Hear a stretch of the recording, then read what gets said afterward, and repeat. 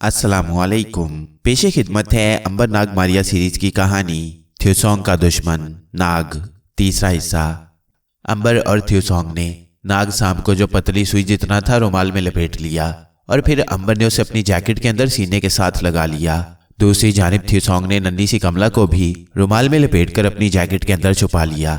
अब वो आग के शोलों में दाखिल होने के लिए तैयार थे। आग के शोले गार की छत को छू रहे थे। उन्होंने एक दूसरे का हाथ पकड़ा और आग के शोलों में घुस गए। वो दौड़ रहे थे। आग के अंदर एक शोर मचा हुआ था। ये शोलों के भंवर का शोर था। बड़ी तेजी से वो आग में से गुजरकर गार की दूसरी जानिब आ गए। यहाँ आते ही उन्होंने रुमालों में से कमला और नाग को निकाल कर देखा। कमला आहिस्ता आहिस्ता खांस रही थी। नाग सांप थ्यूसोंग की हथेली पर चक्री की तरह घूम रहा था और बार बार उसकी हथेली पर डस रहा था। अंबर ने कहा, अब जितनी जल्दी हो सके इस हासेबी बस्ती से निकल चलो, बाकी सब कुछ बाहर की दुनिया में जाकर देखा जाएगा। गार में आग की दूसरी जानिब वाले मेहराबी दरवाजे में इंसानी तेंदुआ मिला। उसने थ्यूसोंग को देखकर सर झुकाया और कहा, सामरी के अजीम बेटे, क्या तुम वापस जा रहे हो? थ्यूसोंग ने कहा, हम कुछ देर बाद वापस आएंगे, लेकिन मैं चाहता हूं कि तुम यहाँ से कहीं चले जाओ। हो सकता है ये इलाका खुदाई अजाब की जद में आ जाए, क्योंकि इस इलाके में इंसानों पर बहुत जुल्म हुआ है। इंसानी तेंदुआ कहने लगा, सामरी के अजीम फर्जंद, मैं बाहर की दुनिया में जिंदा नहीं रह सकता। मेरी किस्मत में इसी जगह जिंदा रहना और मरना लिखा है। थ्यूसोंग के पास इतना वक्त नहीं था, क्योंकि उसे मालूम था कि जिन आसेबी इंसानों को उसने तय खाने में नन्हे बौने बना दिया है वो राजा भैरों के पास पहुंच चुके होंगे और राजा भैरों को नाग के अगवा का भी इल्म हो चुका होगा और हो सकता है वो अपना कोई जबरदस्त तिलिस्म हरकत में ले आए। इसलिए वो जल्द अज जल्द इस मनहूस इलाके से निकल जाना चाहता था। उसने अंबर और केटी को साथ लिया और गार में आगे की तरफ तेज तेज चल पड़ा। आखिर वो उस गार में से बाहर निकल आए। बाहर खुला आसमान था और दिन की रोशनी फैली हुई थी। बाहर आते ही उन्होंने इत्मीनान का सांस लिया। इतनी देर बाद उन्होंने नीला आसमान और नारियल के दरख्त देखे तो उनकी तबीयत खुश हो गई। अब उन्होंने कमला को जेब से बाहर निकाल लिया। थ्यूसोंग ने उसे उंगली से छूकर बड़ा कर दिया तो कमला अपनी से आंखें खोलकर खुशी और हैरत से इर्द गिर्द देखने लगी। उसे यकीन नहीं आ रहा था कि वो मौत की वादी से निकलकर नीले आसमान तले सांस ले रही है। वो थ्यूसोंग के आगे हाथ बांधकर झुक गई और बोली, तुम देवता हो, तुमने मुझे नई जिंदगी दी है। थ्यूसोंग ने कहा, कमला मैं देवता नहीं, तुम्हारी तरह एक इंसान हूं। कमला ने थ्यूसोंग से नाग के बारे में पूछा और कहा, वो तो तुम्हें नहीं पहचान सका था। मैंने देख लिया था कि वो तुम्हें डसने के लिए आगे बढ़ रहा था। थ्यूसोंग ने कहा, नाग हमारा भाई ही है, मगर चूंकि उस पर अभी तक राजा भैरों के जादू का असर है इसलिए वो हमें नहीं पहचान रहा। आओ अब चलते हैं। वो चारों समुंदर किनारे वाले अपने शहर की तरफ रवाना हो गए। थ्यूसोंग, अंबर और केटी अपनी सराय वाली झोंपड़ी में आ गई। उन्होंने कमला को फल और दूध पिलाया। थ्यूसोंग ने नाग को जेब से बाहर निकालकर जमीन पर रख दिया। अंबर, केटी और कमला उसे गौर से देखने लगे।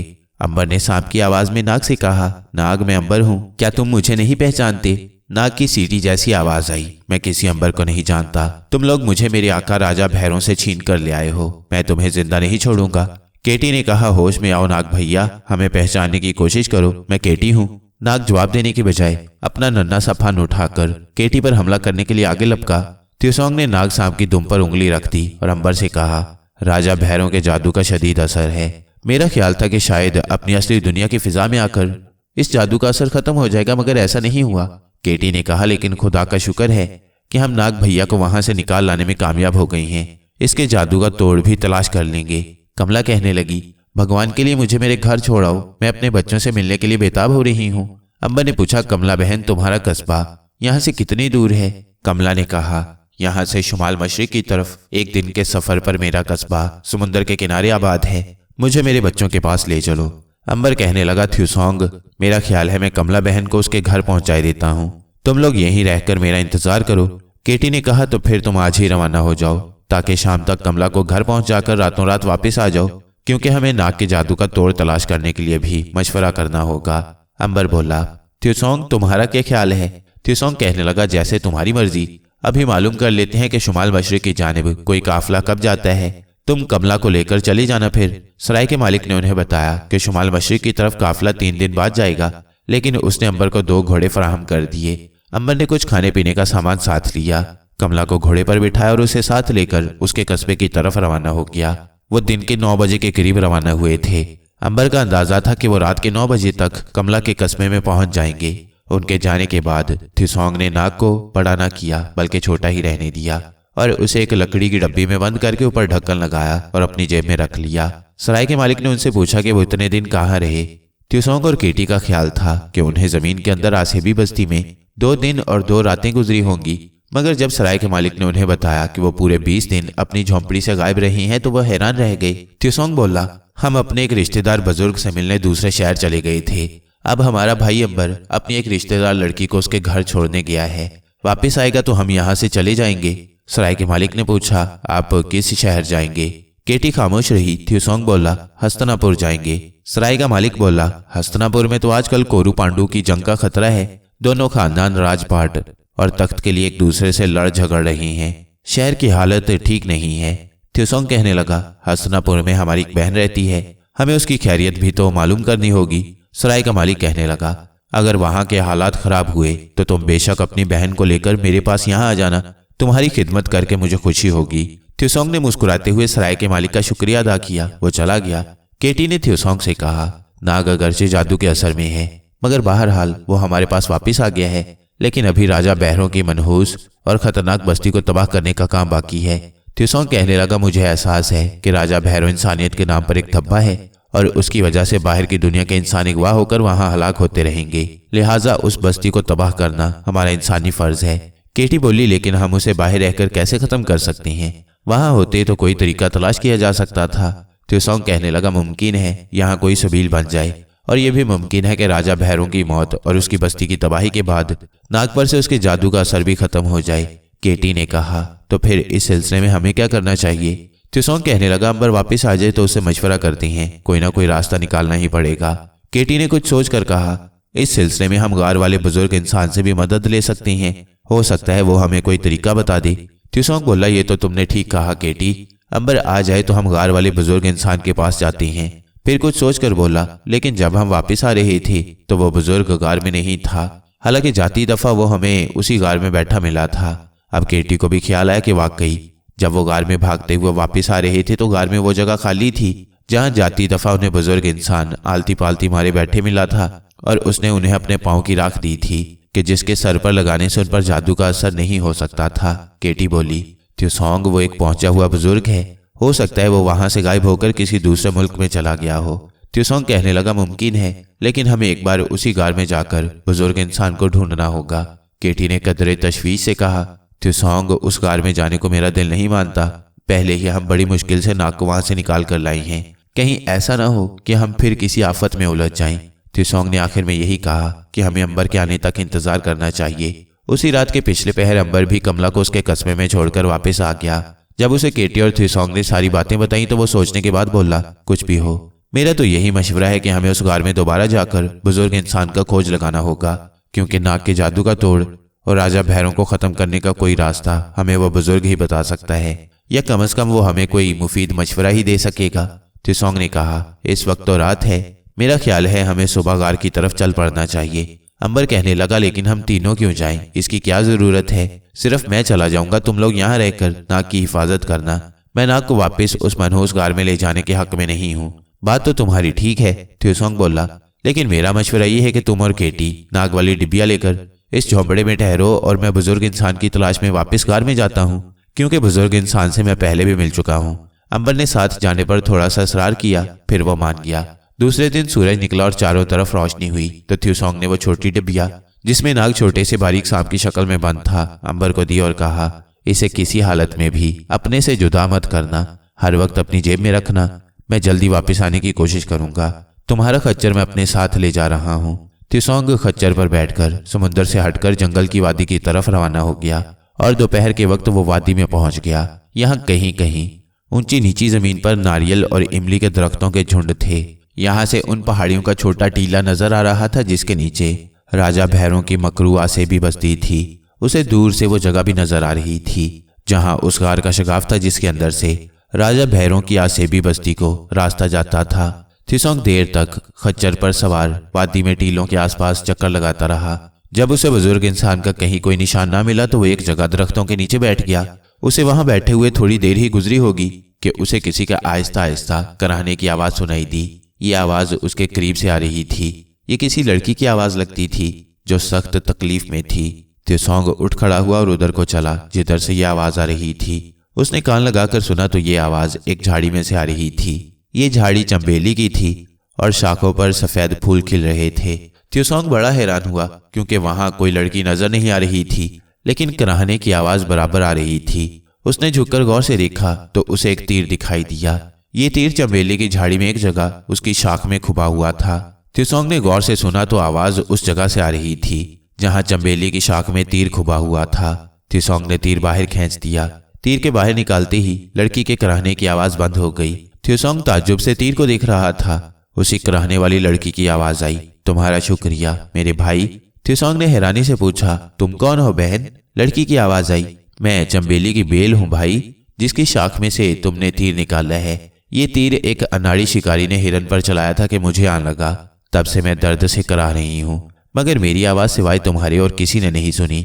मैं तुम्हारा शुक्रिया अदा करती हूँ। तुम कौन हो भाई और इधर क्या कर रहे हो? त्योसोंग ने कहा, मेरा नाम त्योसोंग है। मैं यहाँ एक ऐसे बुजुर्ग इंसान की तलाश में आया हूँ जो पहले ही सामने वाले गार में रहा करते थे। चंबेली की बेल ने कहा, क्या तुम्हें उस बुजुर्ग इंसान की खुशबू नहीं आ रही? चंबेली की बेल ने कहा, बुजुर्ग इंसान की खुशबू मुझे उस सामने वाले दरख्तों के झुंड में से आती महसूस हो रही है। त्योसोंग कहने लगा, तुम्हारा शुक्रिया मेरी बहन, मैं उनकी तलाश में जाता हूँ। ये कहकर त्योसोंग चंबेली की बेल से जुदा होकर सामने वाले दरख्तों के झुंड की तरफ रवाना हो गया। उसका खच्चर उसके साथ था। दरख्तों के झुंड में पहुंचकर उसने देखा कि यहाँ घनी झाड़ियों के दरमियान एक बड़ा सा मिट्टी का तौदा बना हुआ था। त्योसोंग करीब गया तो देखा कि यह मिट्टी का तौदा असल में वही बुजुर्ग इंसान था जिसके जिस्म पर जंगली बेल चढ़ गई थी। सर के ऊपर एक बुलबुल ने घोंसला बना दिया था। उस बुजुर्ग इंसान की जानिब से बड़ी ही मीठी खुशबू के झोंके आ रहे थे। त्योसोंग ने सलाम किया और बड़े अदब से दो जानू होकर एक तरफ बैठ गया। कुछ देर वहां गहरी खामोशी छाई रही। फिर बुजुर्ग इंसान की आंखें आहिस्ता से खुलीं। उन आंखों में बड़ी मोहब्बत, रहम और कशिश थी। बुजुर्ग इंसान ने धीमी मीठी आवाज में कहा, मैं जानता हूं तुम मेरे पास किस लिए आए हो। त्योसोंग बोला, बुजुर्ग इंसान, आपकी दुआ से हम नागवा से भी बस्ती से निकाल कर ले आए हैं, मगर उस पर अभी तक राजा भैरों के तिलिस्म का असर है। बुजुर्ग इंसान ने आंखें बंद कर ली और आहिस्ता से कहा, फकीर कुदरत के मामलात में दखल नहीं दिया करते। अल्लाह ने जो चाहा वो ही होगा।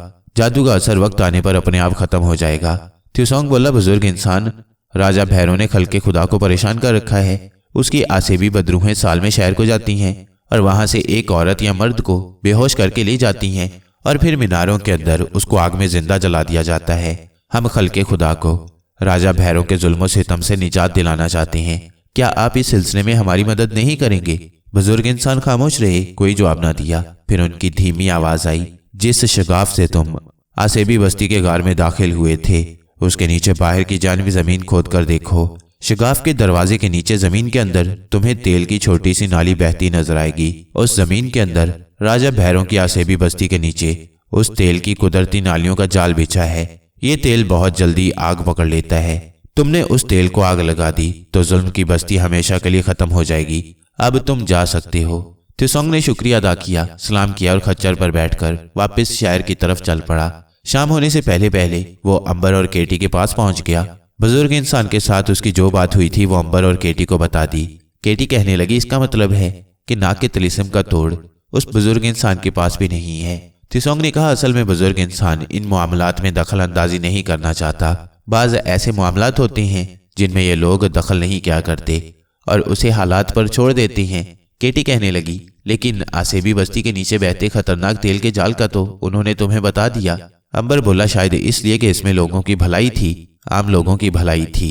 केटी बोली, मुझे तो यकीन नहीं आ रहा कि वहां जमीन के नीचे कोई तेल की नहर बह रही हो। त्योसोंग कहने लगा, इसमें शक व शुबे की क्या बात है, हम अभी चलकर मालूम कर लेते हैं।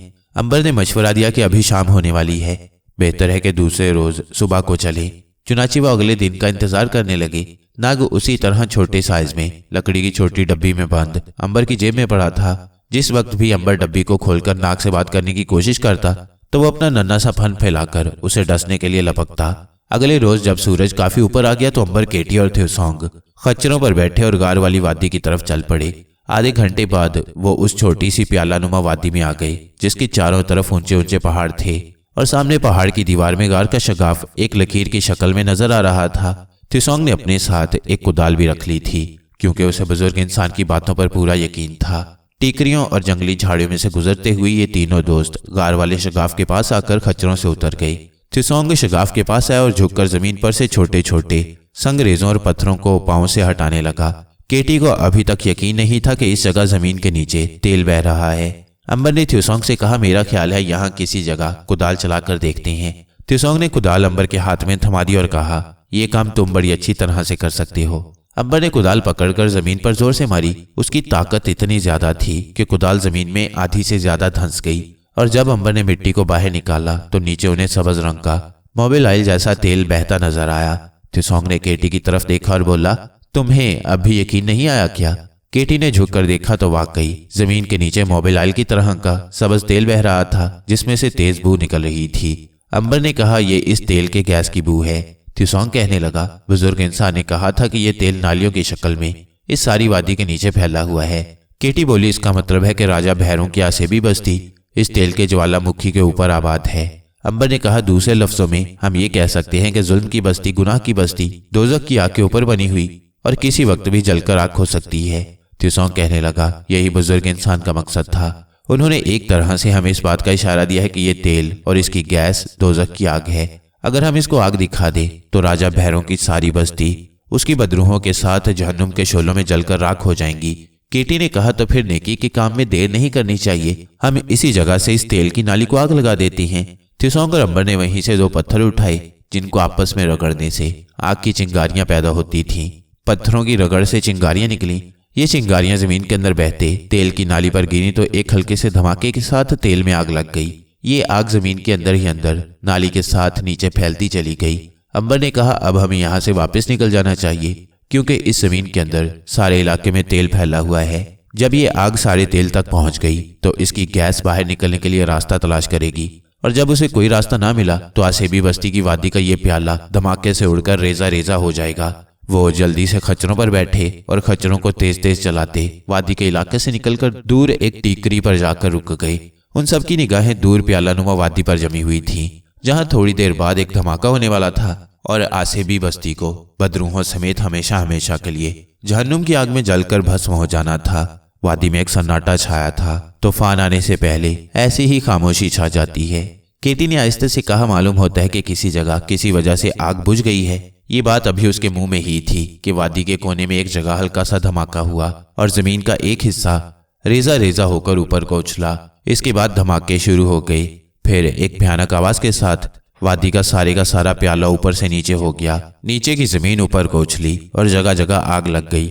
ऐसा लगता था कि आतिशफिशां पहाड़ फट गया है और उसमें से आग के शोले बुलंद हो रही हैं। अंबर, त्सोंग और केटी के खच्चर डरकर भाग गए। वो भी उनके पीछे दौड़े।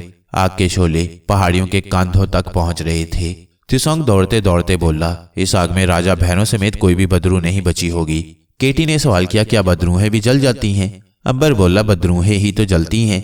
नेक रूहें तो मरने के बाद जन्नत के दरख्तों के खुशबूदार सायों में शिफाफ पाकीज़ा नहरों के किनारे आराम करती हैं। दौड़ते दौड़ते आखिर वो उस जहन्नमी वादी से बहुत दूर निकल आए। खच्चरों का कुछ पता नहीं था। ये लोग पैदल ही शहर की तरफ रवाना हो गए। जब वो अपनी सराय वाली झोंपड़ियों के पास पहुंचे तो लोग घरों से निकलकर बाजारों में जमा हो गए थे और वादी की तरफ से उठने वाले आग के शोलों और धुएं के बादलों को तक रहे थे। ये क्या हुआ है उधर, अंबर बेटे? सराय के मालिक ने पूछा। सराय के मालिक की बीवी और बेटी भी सहमी हुई पास खड़ी थी। अंबर ने कहा, हम भी यही मालूम करने गए थे। लगता है जमीन के अंदर लावा था जो फट पड़ा है, मगर अब आग मध्यम पड़ रही है। उन्होंने अपनी झोंपड़ी में आकर दम लिया। त्सोंग बोला, ये मुसीबत भी इंसानों के सर से टल गई है। अब हम इन लोगों को ये नहीं बता सकते कि हमने इनकी जानों के दुश्मन आसेबी बदरूहों की बस्ती को हमेशा के लिए खत्म कर दिया है। केटी कहने लगी, इसकी जरूरत भी नहीं है त्सोंग। अंबर ने जेब से छोटी डब्बी निकालते हुए कहा, राजा भैरों भी उस ज्वालामुखी में पिघलकर खत्म हो गया होगा। देखता हूँ नाग पर से उसका जादू टूटा है कि नहीं। उसने डब्बी को खोला। त्सोंग और केटी भी गौर से तकने लगे। नाग का जादू अभी नहीं टूटा था। वो उसी तरह बारीक सांप की शक्ल में फन उठाई डब्बी में बैठा था। अंबर ने उंगली आगे की तो नाग ने जोर से फुंकार मारकर उसे डस दिया। अंबर नाउमीद होकर सांप की जुबान में बोला, मेरे भाई नाग, तुम्हें क्या हो गया है? तुम हमारे दुश्मन क्यों बन गई हो? क्या तुम देखते नहीं कि मैं अंबर हूँ, ये केटी है और ये त्सोंग है? नाग सांप ने बारीक मगर गुस्से से भरपूर आवाज में कहा, मैं नहीं जानता तुम कौन हो। तुम मेरे और मेरे आका राजा भैरों के दुश्मन हो। मैं तुम्हें जिंदा नहीं छोड़ूंगा। केटी ने आह भरी और बोली, अंबर भाई, नाग पर अभी तक राजा भैरों के जादू का असर है। थिसोंग कहने लगा, कहीं ऐसा तो नहीं है कि राजा भैनो उस आग में भी जिंदा रहा हो। थिसोंग सर को झटक कर बोला, ऐसा नहीं हो सकता। आग इतनी भयानक थी कि उसमें राजा भैरों का बाप भी जिंदा नहीं बच सकता। अंबर ने कहा, अगर जिंदा भी रह गया तो वो हमारा कुछ नहीं बिगाड़ सकता, क्योंकि हमने बुजुर्ग इंसान की राख अपने बालों में डाल रखी है, जिसकी वजह से हम पर बड़े से बड़ा जादू भी असर नहीं कर सकता। केटी कहने लगी, लेकिन राख का असर ज्यादा देर तो नहीं रह सकेगा। कल या परसों हमें नहाना होगा। जब सर धोएंगे तो राख पानी में बह जाएगी और जादू से बचाव का तिलिस्म खत्म हो जाएगा। थिसोंग कहने लगा, चलो फिर क्या हुआ, हमारी सारी जिंदगी इन जादुओं और तिलिस्म के बद असरात से मुकाबला करते गुजरी है। इस वक्त तो हमें नाग के बारे में कुछ सोचना होगा कि उसे कैसे सही हालत में लाया जाए। केटी ने कहा, इस जगह अब हमारा कोई काम नहीं। हमें मेरे ख्याल में यहाँ से किसी दूसरे शहर की तरफ निकल जाना चाहिए जहाँ नाग के जादू का कोई इलाज किया जा सके। अंबर ने कहा, ऐसा कौन सा शहर हो सकता है? थिसोंग ने मशवरा देने के अंदाज में कहा, मेरा ख्याल है कि हमें नाग को लेकर हिमालय के पहाड़ों में वाक़ उसी पुराने कैलाश मंदिर में जाना चाहिए जिसके तालाब में नाग का पहले भी एक बार इलाज किया गया था। केटी ने फौरन कहा, यही तरीका ठीक रहेगा। हमें आज ही कैलाश पर्वत के मंदिर की तरफ कूच कर जाना चाहिए। दूसरे रोज अंबर, थिसोंग और केटी ने कूच की तैयारियां शुरू कर दी। उनके पास सोने के सिक्के मौजूद थे। उन्होंने 3 खच्चर खरीदे, कुछ सफर का जरूरी सामान साथ रखा और एक रोज खामोशी से खच्चरों पर सवार होकर कैलाश पर्वत की तरफ रवाना हो गए। नाग एक पतले छोटे से सांप की शक्ल में एक छोटी डब्बी में बंद अंबर की जेब में था। अब हम अंबर, नाग, थिसोंग और केटी को इसी जगह सफर में छोड़ते हैं और मारिया की तरफ चलते हैं। मारिया एक उल्लू के पंजे में कैद है और उसे रोमन काहिन हिंदुस्तान के शमाल में कोहमालिया के पहाड़ों के ऊपर आबाद शहर तिब्बत लिए जा रहे हैं कि वहां के मजहबी राजा लामा के पास फरोख्त कर देंगे। रोमन काहिन को यह बिल्कुल मालूम नहीं था कि उल्लू के पंजे में एक गैबी लड़की कैद है। वो यही समझ रहा था कि चूंकि उल्लू के पंजे की नब्ज धड़कती है इसलिए इसमें उल्लू की रूह जिंदा है। और ये बड़ी अनोखी बात थी कि किसी उल्लू के पंजे में मरे हुए उल्लू का दिल धड़क रहा हो। रोमन काहिन को पूरी उम्मीद थी कि तिब्बत का लामा उसे इसके इवज भारी इनाम या मुआवजा देगा। ये रोमन काहिन जंगलों में कई महीनों से सफर कर रहा था। आखिर वो तिब्बत के शहर में दाखिल हो गया। ये शहर पहाड़ियों के ऊपर आबाद था। इस शहर के मकान 2 मंजिला और 4 मंजिला थे और लकड़ी के बने हुए थे। हर मकान के बाहर देवी देवताओं के लकड़ी के बुत रखे थे। एक पहाड़ी के ऊपर तिब्बत के राजा लामा का लकड़ी का शानदार महल बना हुआ था जिसके ऊपर जगह जगह सुर्ख और जर्द झंडे लहरा रहे थे। पीछे पहाड़ियों पर बर्फ जमी थी और सर्दी बेपनाह थी। रोमन काहिन ने मारिया का उल्लू का पंजा अपनी रुई वाली सदरी की अंदरूनी जेब में रखा हुआ था। वो बकरी की खाल का लंबा कोट और टोपी सर पर रखे आहिस्ता आहिस्ता चलता शहर में दाखिल हो गया। उसने एक सराय का पता पूछा और वहां आकर एक कोठरी में आराम करने लगा। शाम हो रही थी। उसने गर्म पानी से गुसल किया, खाना खाया और गहरी नींद सो गया। दूसरे दिन उठा तो उसकी थकन दूर हो चुकी थी। दिन रोशन और शफाफ था। धूप खूब निकली हुई थी। रोमन काहिन ने सराय के मालिक पर यह जाहिर किया कि वह रोम का मजहबी पादरी है और यहाँ सियाहत करने और मजहबी मंदिरों की जियारत करने आया है। उसने सराय के मालिक से इस ख्वाहिश का इजहार किया कि वो यहाँ के किसी मजहबी काहिन या पुजारी से मिलना चाहता है ताकि वो उसे यहाँ के मुकद्दस मंदिरों की जियारत करवाए। सराय के मालिक ने कहा, यहाँ किसी को लामा महल के बड़े मंदिर को देखने की इजाजत नहीं है। वहाँ तुम्हें कोई पुजारी भी अपने साथ नहीं ले जा सकता। वहाँ शहर के छोटे मंदिरों की तुम यात्रा कर सकते हो। रोमन काहिन बड़ा यार था। उसने सराय के मालिक को सोने के चंद सिक्के रिश्वत में दिए और कहा, अगर तुम मुझे किसी तरह बड़े पुजारी से मिला दो तो मैं तुम्हें और भी इनाम दूंगा। सोने के सिक्के लेकर सराय का मालिक बहुत खुश हुआ और बड़े पुजारी से बात करने पर तैयार हो गया। असल में सराय का मालिक बड़े पुजारी का एजेंट था और उससे मिला हुआ था। बाहर से जो कोई सयाह आता, सराय का मालिक उसे यही कहता कि बड़े मंदिर की यात्रा करना नामुमकिन है। जब सयाह उसे रिश्वत देता तो वो आधे पैसे बड़े पुजारी को जाकर दे देता और बड़ा पुजारी सयाह को खुफिया तौर पर बड़े मंदिर की जियारत करवा देता। रोमन काहिन से रिश्वत के सोने के सिक्के लेकर सराय का मालिक उसी रोज शाम को बड़े पुजारी के मकान पर पहुंच गया जो महल के करीब ही था। उसने आधे सोने के सिक्के बड़े पुजारी को देकर कहा, महाराज, मुल्क रूम से एक सयाह आया है। ये सोने के सिक्के उसने दिए हैं। वह बड़े मंदिर की जियारत करना चाहते हैं। बड़े पुजारी ने सोने के सिक्के लेकर अपनी संदूकची में रख लिए और सराय के मालिक से कहा कि वो रोमन काहिन को रात के वक्त लेकर उसके मकान पर आ जाए। चुनाचे उसी रात जब तिब्बत के उस बड़े शहर लासा पर अंधेरा छा गया तो सराय का मालिक रोमन काहिन को साथ लेकर बड़े पुजारी के मकान पर आ गया। रोमन काहिन को बड़े पुजारी के पास छोड़कर सराय का मालिक वापस चला गया। बड़े पुजारी ने रोमन काहिन को गौर से देखा और कहा, तुम्हें बड़े मंदिर को देखने के लिए सिर्फ 10 मिनट मिलेंगे। इससे ज्यादा देर तक तुम मंदिर में नहीं ठहर सकते। रोमन काहिन ने बड़े सुकून के साथ कहा, महाराज, मैं एक खास तोहफा लेकर आपके पास आया हूँ। मेरी यात्रा का मकसद ये तोहफा लामा के हजूर पेश करना है। बड़ा पुजारी चौंका कि ये कैसा स्याह है। उसने पूछा, वो कौन सा तोहफा है जो तुम हमारे राजा लामा की खिदमत में पेश करना चाहते हो? रोमन काहिन ने अपनी जेब में से उल्लू का पंजा निकालकर पुजारी के सामने मेज पर रख दिया। बड़े पुजारी ने उल्लू के पंजे को गौर से देखा और बोला, इस उल्लू के पंजे में ऐसी कौन सी खास बात है कि तुम इसे मुकद्दस लामा को बतौर तोहफा पेश करना चाहते हो? रोमन काहिन बोला, आप इस पंजे को हाथ में थाम कर देखें। इस उल्लू के पंजे में उल्लू की रूह जिंदा है। बड़ा पुजारी बड़ा हैरान हुआ। उसने उल्लू के पंजे को अपने हाथ में लिया तो उसे महसूस हुआ कि पंजे में किसी का नन्हा सा दिल धड़क रहा है। उसने ताज्जुब से पूछा, ये पंजा तुम्हें कहाँ से मिला? रोमन काहिन मुस्कुराते हुए कहने लगा, महाराज, ये पंजा हमारे खानदान में सैकड़ों बरस से चला रहा है। अब हमारे हालात खराब हो गई हैं और हमें रुपयों की जरूरत है। चुनाचे मैं इसे मुकद्दस लामा की खिदमत में पेश करने आया हूँ, क्योंकि मैं जानता हूँ कि मुकद्दस लामा इसे पाकर खुश होगा और मुझे इनाम इकराम से नवाजेगा। बड़ा पुजारी बोला, मैं तुम्हें एक शर्त पर मुकद्दस लामा के हजूर पेश करता हूँ कि तुम्हें जो भी इनाम मिले उसका आधा मुझे दोगे। अगर तुम्हें मेरी शर्त मंजूर है तो मैं कल शाम तुम्हें मुकद्दस लामा के पास ले चलूंगा। रोमन काहिन ने सोचा कि चलो आधी दौलत ही सही, लेकिन ये बड़ा पुजारी वैसे भी मुझसे अगर ये पंजा छीन ले तो मैं इसके खिलाफ यहाँ कुछ नहीं कर सकता। उसने कहा, मुझे ये शर्त मंजूर है। बड़े पुजारी ने कहा, तो फिर कल शाम को मेरे पास आ जाना, अब तुम जा सकते हो। रोमन काहिन उल्लू के पंजे को जेब में डालकर वापस सराय में आ गया। अब वो बेताबी से दूसरे दिन का इंतजार करने लगा। जब दूसरे दिन की शाम का अंधेरा पहाड़ी शहर लासा पर गहरा होने लगा तो रोमन काहिन खच्चर पर बैठकर बड़े पुजारी के मकान की तरफ चल पड़ा। बड़ा पुजारी उसका इंतजार कर रहा था। उसने रोमन काहिन को अच्छी तरह से समझाया कि वो एक मुकद्दस मजहबी रहनुमा और इस मुल्क के सबसे बड़े आदमी यानी मुकद्दस लामा के महल में जा रहा है। उसे जाते ही मुकद्दस लामा के आगे 7 बार झुककर सलाम करना होगा और फिर अदब से हाथ बांधकर खड़े हो जाना होगा। जब तक मुकद्दस लामा बात न करे तुम्हें कुछ नहीं बोलना होगा, समझ गए? रोमन काहिन बोला, जी महाराज, मैं समझ गया हूँ। बड़ा पुजारी रोमन काहिन को लेकर मुकद्दस लामा के महल की तरफ चला। ये महल बहुत खूबसूरत और आलीशान था। जगह जगह फानूस रोशन थे। वो एक बड़े हॉल कमरे में दाखिल हुए जहाँ आतिशदान में आग जल रही थी और कमरे की फिजा गर्म थी। यहाँ एक तख्त बिछा था जिसके सामने कुर्सियां रखी हुई थी। बड़ा पुजारी वहां आकर रुक गया। उसने रोमन काहिन से कहा, खबरदार, मुकद्दस लामा के सामने आंखें मत उठाना। वो तख्त पर बैठ भी जाए तो तुम कुर्सी पर हरगिज न बैठना। इतने में एक तरफ से जर्द रंग के मखमल का भारी पर्दा उठा और 4 खूबसूरत कनीजों के साथ तिब्बत का मजहबी रहनुमा राजा मुकद्दस लामा आहिस्ता आहिस्ता चलता हॉल कमरे में दाखिल हुआ। बड़ा पुजारी और रोमन काहिन एकदम झुक गए। मुकद्दस लामा का सर मुंडा हुआ था। उसने जर्द रंग का रेशमी गरम लिबादा ओढ़ रखा था। वो तख्त पर आकर बैठ गया। कनीजें उसके दोनों तरफ अदब से खड़ी हो गईं।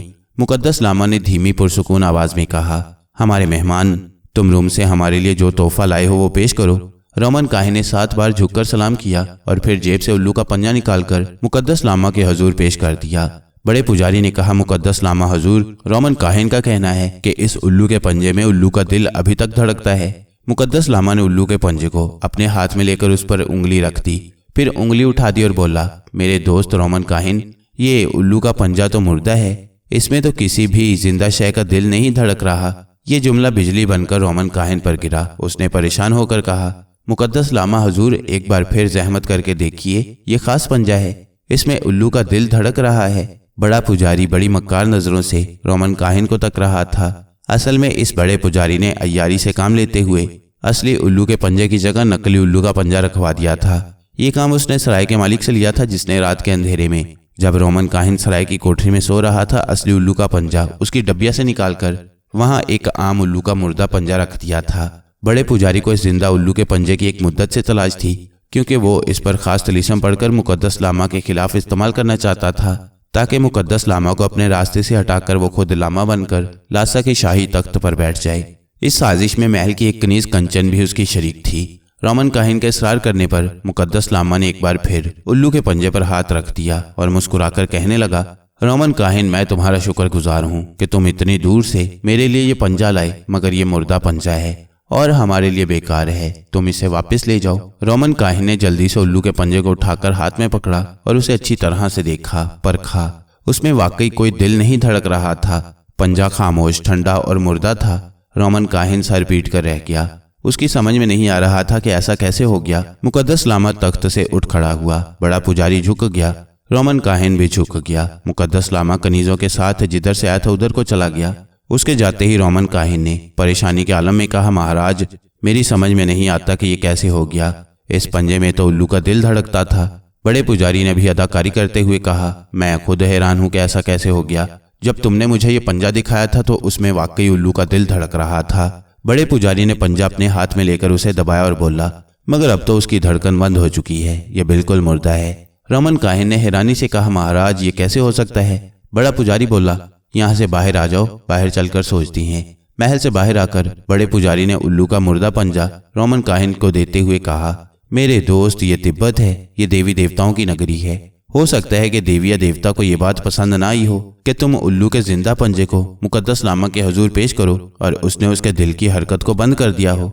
रोमन काहिन तो अपना सर पीट कर रह गया। एक लम्हे के लिए भी उसका ख्याल इस तरफ न गया कि ये बड़ा पुजारी भी उसके साथ धोखा कर सकता है, क्योंकि वो उसे एक मुकद्दस और ईमानदार शख्स समझता था। और वैसे भी जब रात को वो सोया था तो उसने कोठरी के अंदर ताला लगा दिया था। उसे क्या मालूम था कि सराय का मालिक रात को खुफिया रास्ते से कोठरी में दाखिल हुआ था और असली पंजे की जगह नकली पंजा रख गया था। रोमन काहिन को अगर शक पड़ भी जाता तो वो एहतजाज नहीं कर सकता था, क्योंकि वो वहां अकेला था और बड़ा पुजारी उसको नुकसान पहुंचा सकता था। चुनाचे वो चुप हो गया। दूसरे दिन बड़े पुजारी ने सराय के मालिक के जरिए रोमन काहिन को बुलाया और उसे सोने के 2 सिक्के देते हुए कहा, ये सिक्के मुकद्दस लामा हजूर ने तुम्हारे लिए दिए हैं कि तुम इसे अपने वापसी के सफर में इस्तेमाल कर लेना। मुकद्दस लामा हजूर ने साथ ही हुक्म दिया है कि अब तुम वापस अपने मुल्क की तरफ रवाना हो जाओ, क्योंकि हम यहाँ किसी से आको 2 दिन से ज्यादा ठहरने की इजाजत नहीं देते।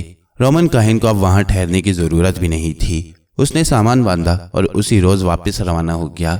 उसके जाने के बाद बड़े पुजारी ने असली उल्लू का पंजा संदूक में से निकालकर मखमल के रुमाल में लपेटा और साजिश में शरीक खास कनीज कंचन को अपने कमरे में बुलाकर दरवाजा बंद कर दिया और कहा, कंचन, मैंने तुम्हें एक ऐसी कीमती चीज दिखाने के लिए बुलाया है जिसकी मुझे मुद्दत से तलाश थी, ये देखो। और बड़े पुजारी ने मखमल के रुमाल में से उल्लू का छोटा सा स्याह पंजा उसके सामने तपाई पर रख दिया। कंचन एक जवान और खुश शक्ल मगर बड़ी मक्कार कनीज थी। वो भी इस गर्ज के लिए बड़े पुजारी की साजिश में शरीक हो गई थी कि जब बड़ा पुजारी मुकद्दस लामा बन जाएगा तो वो महल में एक तरह से महारानी बन जाएगी और महल की तमाम कनीजों पर उसी का हुक्म चलेगा। उसने उल्लू के पंजे की तरफ गौर से देखा और कहा, महाराज, इस उल्लू के पंजे में ऐसी कौन सी खास बात है। बड़ा पुजारी बोला, इसको तुम नहीं समझ सकोगी। मैं तुम्हें इतना जरूर बताना चाहूंगा कि इसकी वजह से जो काम हम 5 बरस में भी शायद ना कर पाते, अब वो हम सिर्फ 15 दिन में कर सकती हैं। कनीज बड़ी खुश हुई। उसने 15 दिन में अपने महल की मलका बनने का ख्वाब पूरा होते देखा तो पुरजोश अंदाज में बोली, महाराज, ये तो आपने बहुत बड़ी खुशखबरी सुना दी। क्या इस उल्लू के पंजे में इतनी ताकत है। बड़ा पुजारी कहने लगा, ताकत इसमें अभी नहीं है, ताकत मैं इस पर अपना तिलिस्म करके डालूंगा। ये एक खास पंजा है, इसमें उल्लू की रूह का दिल धड़क रहा है। मैं इस पर 3 रातें लगाकर तिलिस्म करूंगा, फिर तुम इसे मुकद्दस लामा के सरहाने के नीचे रात को जाकर रख देना। सुबह मुकद्दस लामा अपने बिस्तर पर मुर्दा पाया जाएगा। तुम सुबह होने से पहले ये तिलिस्मी पंजा उसके सरहाने से निकाल लाओगी। बस फिर इसके बाद मैं मुकद्दस लामा के तख्त पर बैठ जाऊंगा और तुम इस महल की महारानी होगी। मैंने दूसरे पुजारियों को भी आला ओहदों और दौलत का लालच देकर अपने साथ मिला लिया है। वो सब इस बात पर राजी हैं कि अगर मुकद्दस लामा अपनी तबई मौत मर गया तो मुझे उसकी जगह तख्त पर बिठा दिया जाएगा। कनीज कंचन ने तशवीश के साथ कहा, लेकिन महाराज, कहीं उन पुजारियों को ये तो मालूम नहीं हो जाएगा कि मुकद्दस लामा को किसी तिलिस्म के जरिए हलाक किया गया है। बड़ा पुजारी बोला, ऐसा कभी नहीं होगा। सुनो, मेरे तिलिस्म की वजह से इस उल्लू के पंजे की रूह जो इसमें अभी तक जिंदा है इस पंजे से बाहर निकल आएगी और वो सोए हुए मुकद्दस लामा के दिल पर अपना पंजा रख देगी।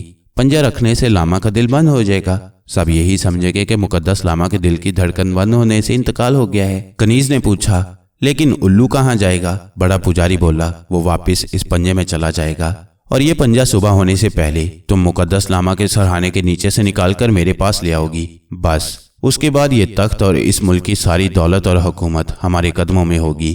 कनीज कंचन तो खुशी से निहाल हो गई। कहने लगी, महाराज, बस आप जल्दी से इस पर तिलिस्म पढ़कर फूंकें, मैं इसे मुकद्दस लामा के सरहाने के नीचे रख दूंगी।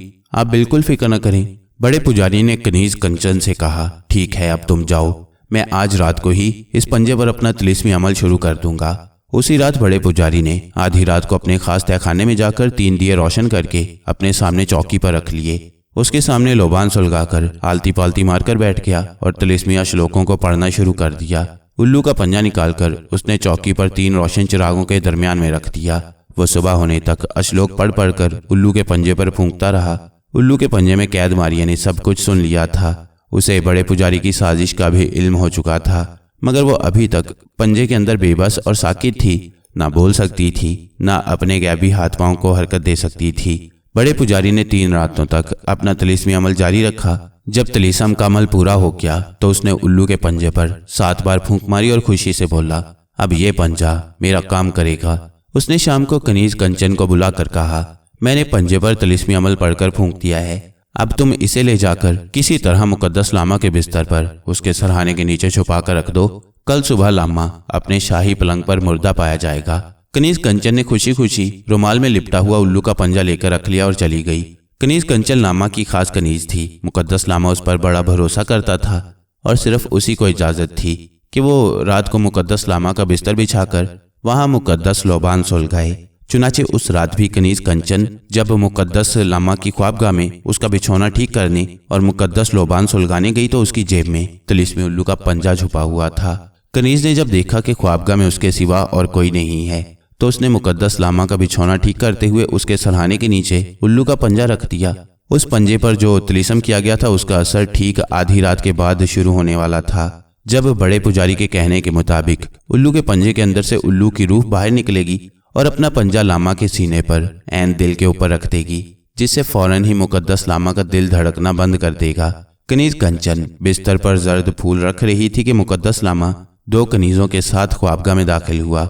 उसने कनीज कंचन को देखा तो बोला, कंचन बिस्तर बिछा दिया तुमने? जी मुकद्दस लामा हजूर। कनीज कंचन ने झुककर अदब से कहा। मुकद्दस लामा 2 कनीजों के कांधों पर हाथ रखे बड़ी शान से चलता हुआ अपने शानदार रेशमी बिछोने वाले पलंग के पास आया। पलंग पर आहिस्ता से बैठा।